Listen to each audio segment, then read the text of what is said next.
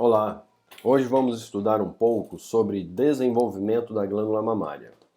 Materiais complementares estarão disponíveis na sala virtual do Classroom. Me chamo Rodrigo Rossi, sou o professor da disciplina de produção de ruminantes do IFTM Campus Uberlândia. Caso tenha dúvida, pare, volte, assista novamente e se a dúvida persistir, envie uma mensagem no mural da nossa sala de aula virtual. Essa dúvida pode ser sua e de outros colegas. Vamos lá? Do ponto de vista embriológico, a glândula mamária é uma glândula sudorípara modificada, ou seja, estruturas semelhantes produzem leite e suor. Nos bovinos, as glândulas mamárias primordiais surgem quando estes atingem um tamanho aproximado de 13 milímetros, o que acontece por volta dos 40 dias de gestação. Inicialmente, surgem duas linhas laterais ao longo do ventre do animal, como observado em porcas ou cadelas. Essas linhas são chamadas de linhas de leite ou cristas mamárias. No caso dos bovinos, os botões mamários craniais desaparecem e normalmente apenas 4, 2 de cada lado, irão se desenvolver para formar a glândula mamária. Caso algum dos botões que deveriam regredir permaneçam e se desenvolva, será chamado de teto supranumerário e deve ser removido próximo ao nascimento, como vimos na última aula. Caso esse teto não seja removido, apenas o teto que se desenvolve, não há formação de tecido mamário funcional, ou seja, que produz leite. Esse teto, por proximidade, pode ter seu canal ligado a um dos tecidos mamários funcionais e acabar sendo porta de entrada para micro-organismos causadores de mastite. A crista mamária surge a partir de um espessamento do epitélio epidermal, que dará origem ao botão mamário primário. O epitélio epidermal continua se desenvolvendo, mas ao invés de se projetar para fora, como no primeiro momento, estas células empurram a camada inferior da derme para continuar crescendo. O contínuo crescimento destas células resulta na formação do botão mamário secundário. Este crescerá e se ramificará durante todo o desenvolvimento embrionário. Finalmente, estes botões ramificados iniciam a canalização, formando pequenos dutos no centro de cada botão. Ao nascimento, a glândula mamária consiste em vários ductos lactíferos que se convergem para ductos maiores, que por sua vez caminham para o exterior da glândula mamária através do teto. Do nascimento à puberdade da bezerra, observamos um desenvolvimento isométrico da glândula mamária, ou seja, o desenvolvimento do úbere é proporcional ao desenvolvimento de outros órgãos e tecido do corpo do animal. Durante essa fase, não há desenvolvimento do tecido secretor. Os fatores de crescimento, tais como IGF-1, EGF, FGF, hormônio do crescimento, são os principais reguladores desse desenvolvimento. Portanto, a qualidade da alimentação vai influenciar a produtividade futura desse animal, obviamente junto com a genética e a saúde deste animal. Uma segunda etapa de desenvolvimento é observada a partir da puberdade desta bezerra, quando os hormônios ovarianos adquirem um papel mais relevante que na fase anterior. O desenvolvimento do tecido secretor e dos dutos serão maiores se este animal ficar gestante, e este desenvolvimento desproporcional é conhecido como alométrico. A formação dos alvéolos mamários serão identificados na novilha a partir dos 170 dias de gestação. Os alvéolos mamários serão os locais de produção e armazenamento do leite. Veremos em breve. O desenvolvimento do tecido secretor continua a partir da primeira lactação, mas não atinge todo o potencial genético que o animal possui. Até a terceira lactação, aproximadamente, o animal ainda está crescendo. Assim, a glândula mamária também irá crescer.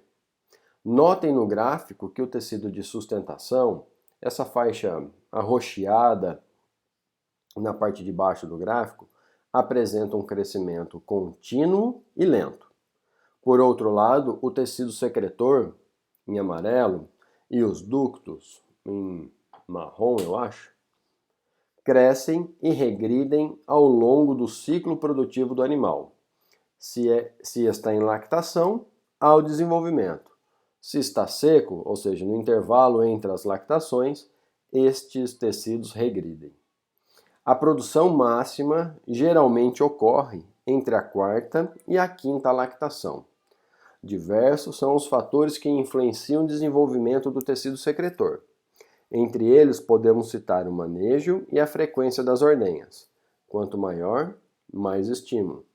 Meio ambiente, nutrição, saúde e, obviamente, a genética deste animal. Este gráfico é o mesmo do slide anterior, porém em um tamanho maior. Dê uma pausa no vídeo, analise ele com calma e faça as suas anotações. Fazendo um esquema mais detalhado da discussão anterior, vamos apresentar os fatores que atuam no desenvolvimento da glândula mamária e os locais de produção e ação desses fatores.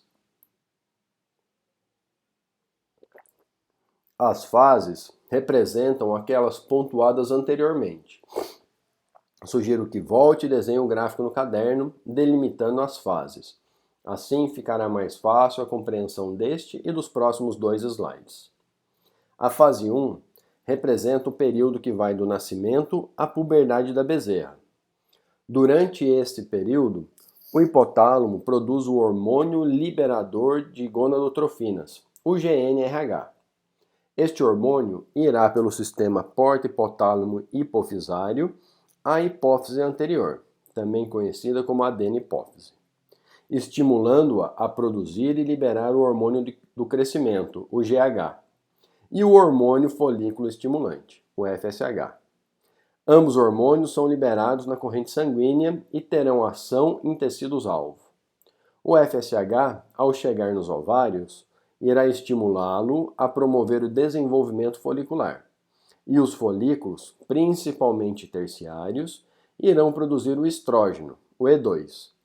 O estrógeno e o GH, liberado pela hipófise anterior, irão atuar na glândula mamária a produzirem fatores locais, IGF-1, EGF, FGF e outros, que estimularão o desenvolvimento tecidual.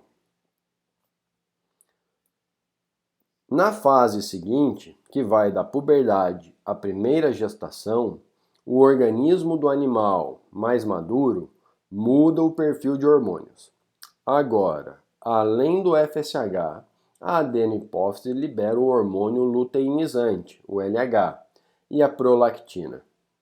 O LH também irá atuar no ovário, mas influenciará a produção de progesterona, a P4. Os 4 hormônios, por diferentes vias, estimularão a glândula mamária a desenvolver o tecido secretor. A fase conhecida como período de transição e a lactação são altamente afetadas pela qualidade da nutrição recebida pelo animal, assim como a presença de fatores estressantes no ambiente. Por fim, a fase 3 representa o ciclo produtivo do animal, as diferentes lactações que o animal terá ao longo da sua vida produtiva. Notem que os hormônios afetam em proporção diferente conforme o animal atinge o tamanho adulto. O GH e a progesterona reduzem a importância, assim como os fatores locais, pois já não há tanto desenvolvimento de tecido de sustentação. Acrescenta-se a esse sistema o hormônio adrenocorticotrófico, o ACTH, produzido pela hipófise anterior e com atuação na glândula adrenal, esta responsável pela produção do cortisol, o hormônio do estresse. Este hormônio, diferente dos anteriores, atua de forma negativa, promovendo a involução do tecido secretor. Agora que já entendemos, ainda que superficialmente, como ocorrem as inter-relações para o desenvolvimento da glândula mamária, vamos fazer uma breve revisão da estrutura do úbere da vaca adulta. A primeira estrutura anatômica que quero enfatizar é o sistema de sustentação do úbere. Este é formado por um conjunto de ligamentos suspensórios que possuem a função primordial de suportar o peso da glândula mamária. Observem na imagem à direita que abaixo da glândula mamária não há tecido muscular que auxilie na sustentação deste órgão, como ocorre com todos os outros órgãos presentes na cavidade abdominal. Verificamos apenas a pele que reveste todo o úbere e é contínua com a pele do abdômen.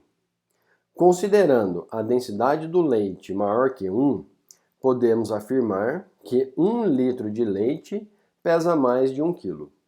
Imagine você que um bom animal produtor de leite pode armazenar mais de 15 quilos de leite entre ordenhas.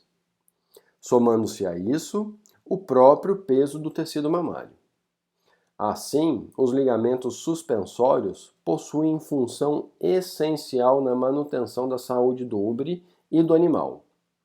O mais forte ligamento de sustentação é o ligamento suspensório medial, que origina-se na pubis e se projeta longitudinalmente em direção ventral, emitindo projeções que se prendem em todos os quartos mamários.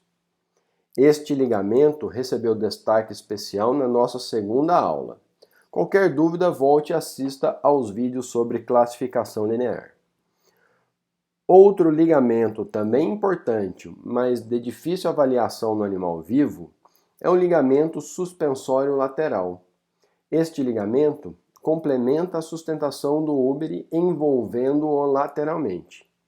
Este mesmo ligamento se projeta cranialmente e deriva o ligamento suspensório anterior. Veja a vaca à esquerda, que apresenta um ligamento suspensório medial normal. Sei que você já sabe, mas não custa relembrar. Estes animais apresentam um vinco perpendicular no meio do úbere. Quanto mais fundo, destacado for este ligamento, mais desejável é esta característica. O animal da direita, por outro lado, possui um ligamento fraco ou rompido, não sabemos. Podemos perceber isso, pois os tetos posteriores estão bem afastados um do outro, diferente do observado no animal considerado desejável à esquerda. Nesta foto, podemos afirmar que o animal está com o ligamento suspensório medial rompido, pois trata-se de um relato de caso. A causa do rompimento não foi identificada, mas o peso e o tamanho do úbere certamente colaboraram para o caso. O manejo inadequado ou outras causas também podem estar relacionadas. Já neste animal, além da ruptura do ligamento suspensório medial, também foi observado o rompimento do ligamento suspensório lateral. Perceba que este úbere está completamente destacado da parede abdominal. Neste outro animal, o destaque é para o rompimento do ligamento suspensório anterior. Todos estes animais certamente sofrem com um processo doloroso e grande incômodo com o úbere solto. Há perda de produtividade, gasto com medicamentos e não há tratamento corretivo. Logo, todos serão descartados, ocasionando perdas para o produtor. A única forma concreta de prevenir é selecionando animais com ligamentos suspensórios fortes. Agora, vamos olhar um pouco mais de perto e conhecer a estrutura microscópica do tecido secretor. Seguindo o caminho contrário da saída do leite, temos as seguintes estruturas. Canal do teto, que é o espaço na extremidade terminal do teto, e nas vacas há apenas um único orifício para a saída do leite. Na parte superior do canal do teto, há uma estrutura muscular que atua como um esfíncter, conhecido como roseta de Furstenberg, que é uma barreira física que impede o fluxo do meio externo para o interno entre as ordenhas. Logo abaixo da roseta de Furstenberg, no canal do teto, forma-se um tampão entre as ordenhas que auxilia nesta barreira. O teto, que é a estrutura do úbere manipulada durante a ordenha, possui um espaço interno, chamado de cisterna do teto, que se comunica diretamente com a cisterna da glândula. Estes espaços, diferentemente do que podemos imaginar, não são responsáveis pelo armazenamento do leite em quantidade. A cisterna da glândula é formada pela confluência dos diversos dutos que derivam dos lobos mamários. O leite sintetizado fica armazenado principalmente nos lóbulos, mais especificamente nos alvéolos mamários. Quando observamos mais de perto o lóbulo, verificamos que este é formado por diversos alvéolos. Este sim é a unidade produtora de leite. O alvéolo é uma estrutura globular oca, revestida por uma única camada de células secretoras de leite, também chamadas de mamócitos, e estas são envoltas por células mioepiteliais, que são células musculares que se contraem no momento da ejeção do leite.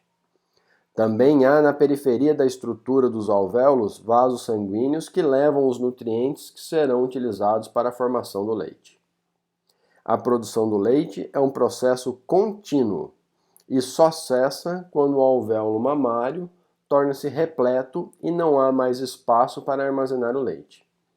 Isso explica o motivo pelo qual o aumento na frequência de ordenhas aumenta a produção de leite.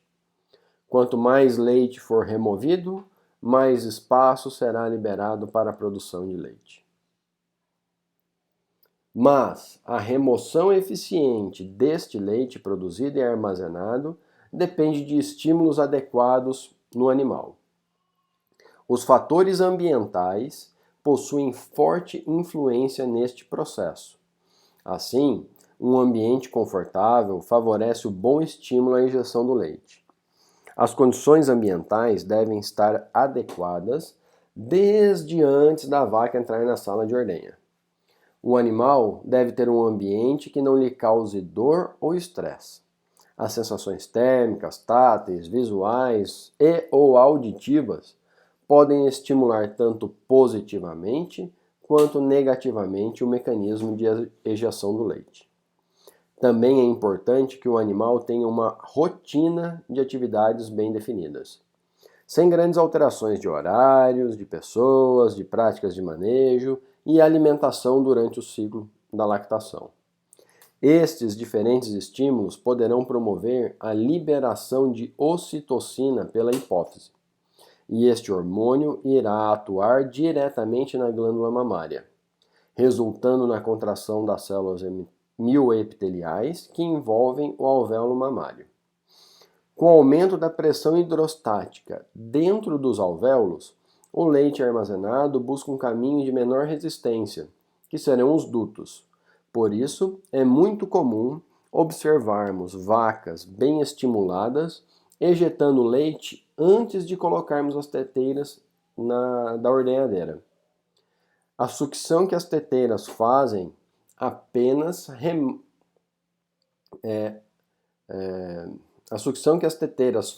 removem apenas o leite armazenado na cisterna do teto. Não é possível que elas removam o leite do alvéolo por mecanismos físicos. Iremos discutir com mais detalhes a ordenha em outra aula. Agora, vamos discutir brevemente os fatores responsáveis pela síntese dos diferentes constituintes do leite. Antes, quero lembrá-los que a razão pela qual a vaca produz leite não é para você misturar com café ou achocolatado quando está com fome. O leite possui a função biológica de fornecer nutrientes essenciais para a saúde, o crescimento e o desenvolvimento do recém-nascido. Como este é o principal alimento que a cria consome nos primeiros dias de vida, e dele retira todos os nutrientes que precisa, o leite é considerado um dos alimentos mais completos que existe. Por esta definição, muitas pessoas que defendem os animais dizem que não devemos consumir leite. Por outro lado, esta mesma definição nos leva a acreditar que o consumo de leite, que é produzido em excesso pela vaca, pois o bezerro não consome tudo que ela produz, é um excelente alimento que pode e deve ser consumido por nós, como já ocorre há milênios, como apresentado em nossa primeira aula. É possível que o consumo de produtos de origem animal tenha influenciado o desenvolvimento do nosso cérebro, resultando em nossa espécie atual. O leite é composto por aproximadamente 88% de água. Retirando essa água, o que sobra é conhecido como sólidos totais. Como vimos na aula de raças, o teor desses nutrientes sofre uma grande influência da raça. Logo, os valores apresentados a seguir são valores médios. Então, a gordura representa aproximadamente 3,7% do total. E pela legislação, este teor não pode ser inferior a 3%. Na natureza, exceto se o animal estiver doente, este valor não fica abaixo do preconizado pela legislação. Entre os sólidos não gordurosos, vale a pena destacar a lactose, que é o açúcar do leite, e a proteína verdadeira, com alto valor biológico. Fato esse constatado quando observamos pessoas que desejam aumentar o teor de proteína ingerida e consomem whey protein, que nada mais é que a proteína do soro do leite. Recomendo agora que você dê uma pausa no vídeo, anote todos os componentes desta imagem e futuramente falaremos com mais detalhes de algum deles. Caso tenha uma dúvida, envie no mural da nossa sala de aula virtual.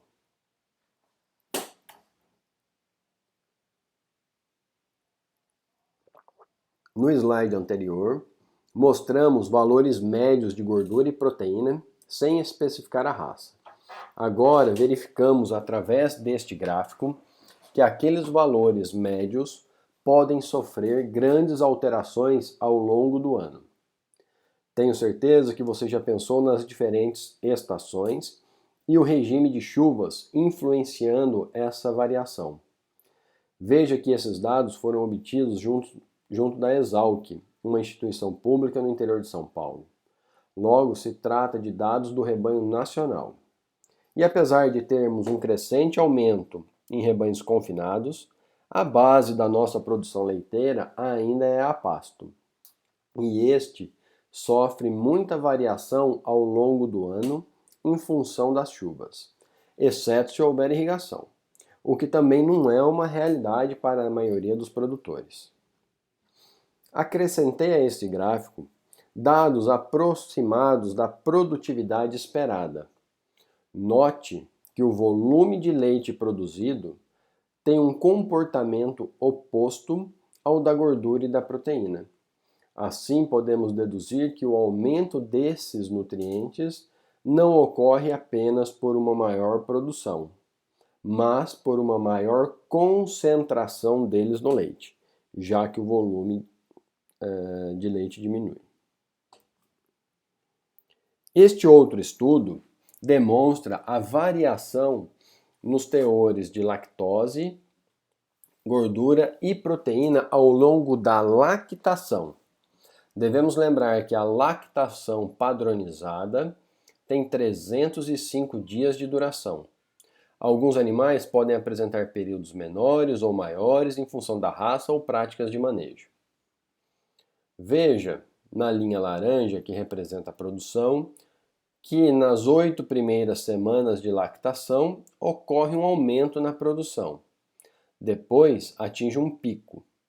Pode haver um platô e depois inicia uma queda até o final da lactação. O pico, a persistência e a queda têm forte influência genética e de manejo.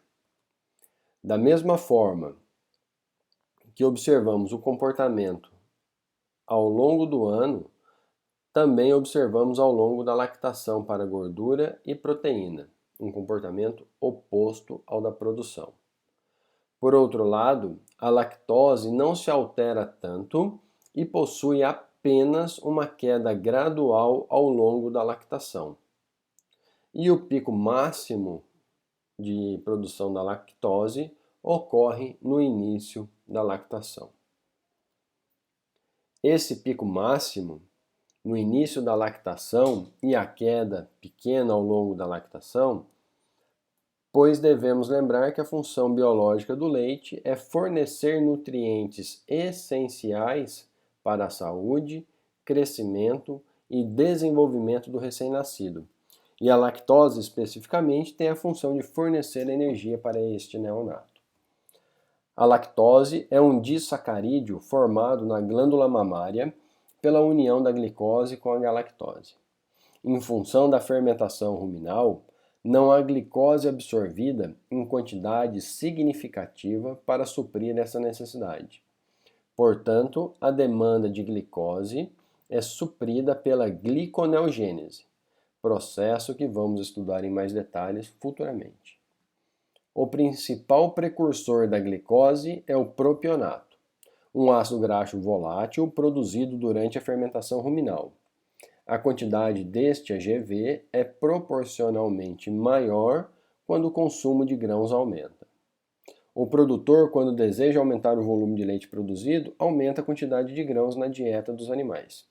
E essa prática resulta na maior produção de propionato, que por sua vez aumenta o teor de lactose. A lactose dentro dos alvéolos mamários causa o aumento da pressão osmótica e, consequentemente, o transporte de água para o lúmen dos alvéolos. Daí ter um importante papel no controle do volume de produção de leite. Outro componente que precisamos estudar são os compostos nitrogenados do leite.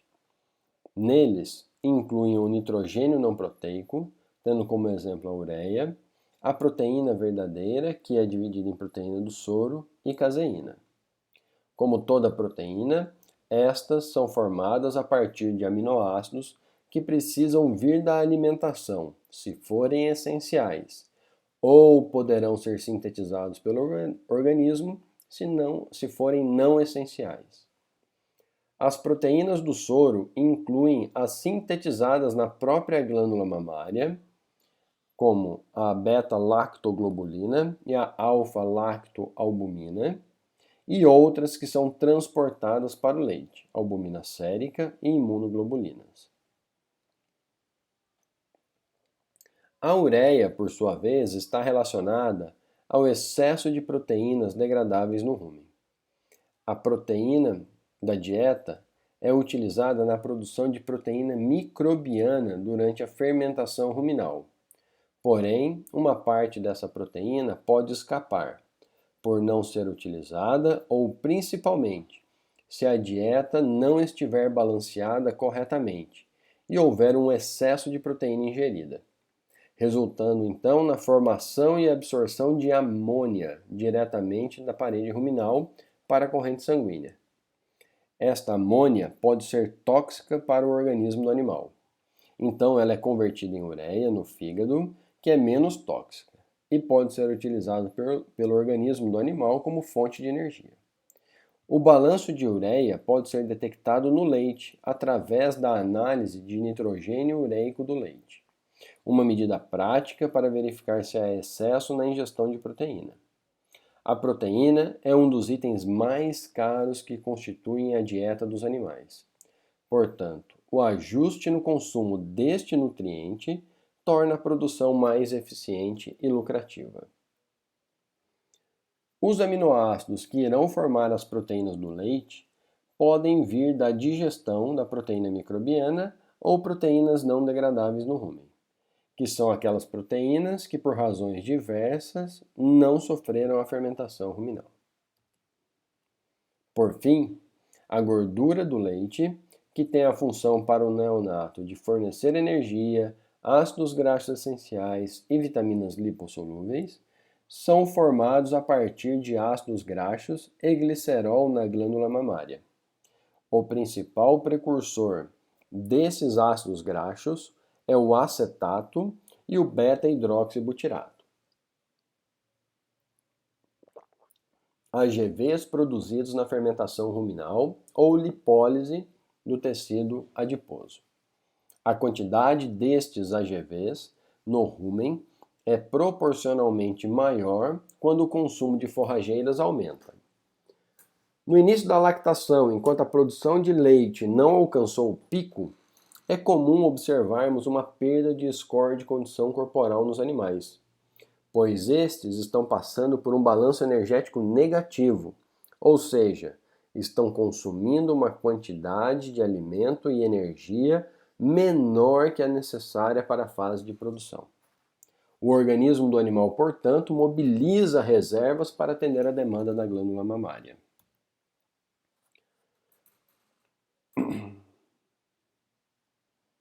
Podemos identificar, assim, a prioridade do destino dos nutrientes consumidos pelos animais.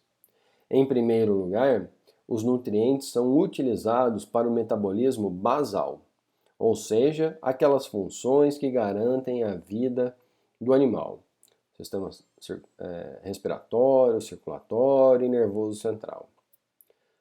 O animal se manteve vivo e sobrou nutriente, estes serão utilizados para o crescimento. À medida que o animal atinge o tamanho adulto, esta prioridade vai perdendo importância. Depois, a sobra vai para a reserva energética básica, que é o glicogênio muscular e hepático e minimamente para o tecido adiposo, garantindo um mínimo de energia para o período de jejum. O jejum é o período que o animal fica sem se alimentar, entre uma refeição e outra. Porém, para os ruminantes, há uma particularidade.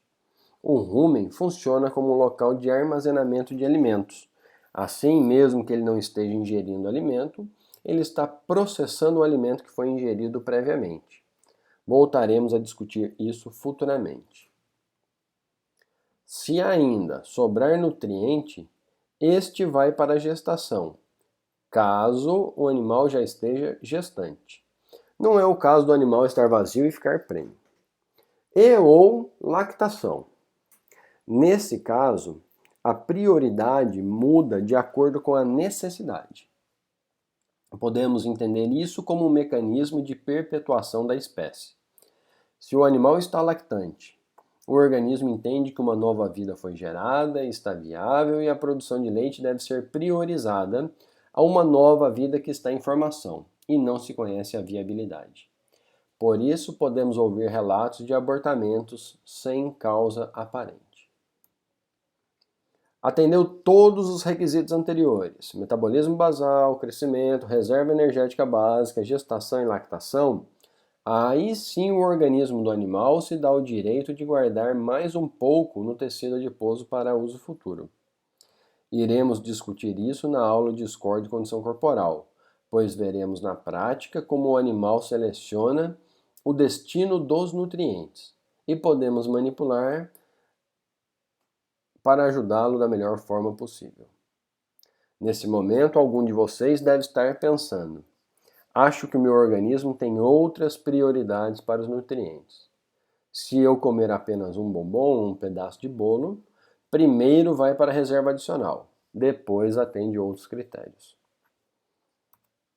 A base do sistema produtivo é a reprodução animal. Sem que ela ocorra, o animal não produz leite e, portanto, não há rentabilidade no negócio. Mas para o organismo do animal, esta é uma das últimas coisas que ele vai se preocupar. Um animal que tem boa eficiência reprodutiva certamente tem toda a sua necessidade suprida com eficiência e qualidade. Apesar de estar aqui representado como atividades ou trabalho, vacas de leite não são destinadas a esse fim como os equinos, mas podemos entender como qualidade de vida para estes animais. Assim, terminamos nossa aula. O assunto não foi esgotado e muitos detalhes ficaram de fora para caber no nosso tempo. Um material complementar será disponibilizado em nossa sala de aula virtual e outros são facilmente encontrados na internet. A tarefa de hoje é você apresentar as anotações manuscritas da aula e enviar a atividade para avaliação. Caso deseje, se inscreva em nosso canal no YouTube, avalie o vídeo para entendermos melhor sua percepção e comente para que seus colegas e eu possamos promover uma discussão sobre o assunto. Agradeço por assistir nossa aula e desejo bons estudos e aprendizado.